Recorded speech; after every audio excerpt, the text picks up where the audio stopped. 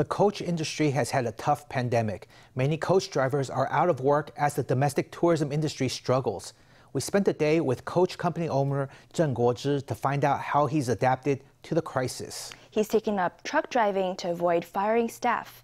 Though his employees are grateful, he says that COVID's impact on his colleagues is tragic.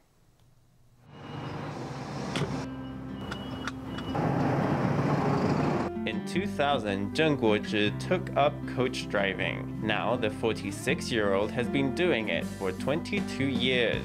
The business was booming when he began, and he could earn 200,000 NT or more every month. He started his own coach company in his 20s.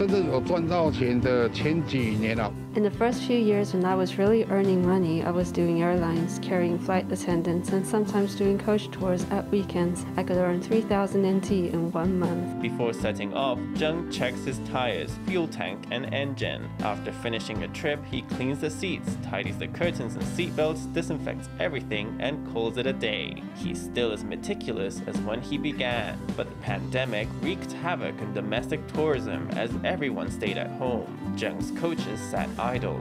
Students were off school too. All we had left was factory workers going to work. One factory commute is no more than 2,000 NT. You could just do 2 trips a day. You've got less than 3,000 NT a day to pay the driver. It's nowhere near enough. The fuel costs money. You have to pay for your vehicle license, fuel tax, insurance. You pay all of them even if you don't put the coach on the road. Cheng says just his loan repayments are 300,000 NT a month before any other costs of running the business. With vehicle maintenance, fuel, and 8 salaries to pay, Cheng has lost a lot of sleep. He couldn't pay it all off, even if he liquidated his assets.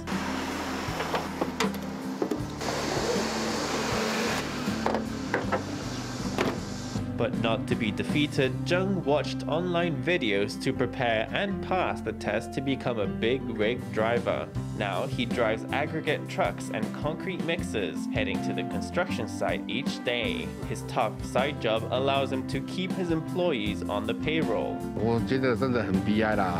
I think it's really tragic. When I go to the construction site, I see people and think, how come he's here? I meet friends and acquaintances there, people I studied with, who are also in the coach industry. Now they're driving aggregate trucks because of the pandemic. Everyone needs to make a living. Driving trucks is hard work, but the construction industry needs workers. Lots of out-of-work drivers are taking on temporary work in construction, making sites like this a veritable coach drivers reunion party. If they take on enough work, they can earn at least 50,000 NT a month. Many, like Cheng, are getting behind the wheel.